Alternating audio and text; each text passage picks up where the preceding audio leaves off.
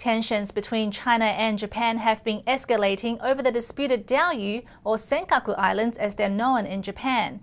Last September, massive anti-Japanese riots exploded across the country, and now it seems the Communist Party's army could be preparing for heightened conflict. China's People Liberation Army, or PLA, has been ordered to prepare for war in a training directive issued this week.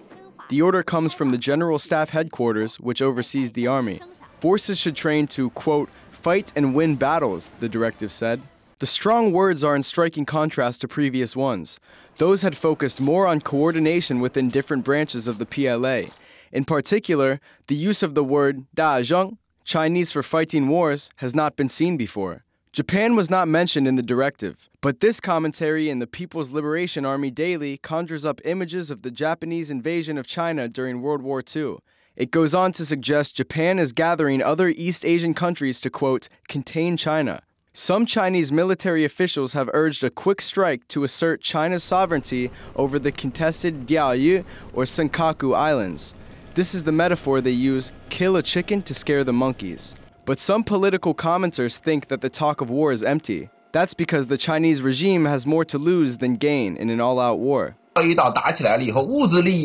Diaoyu Islands offer very little material interests, except it can hype up nationalism sentiments. The CCP will lose, and 10 ASEAN countries will immediately team up with the United States and Japan.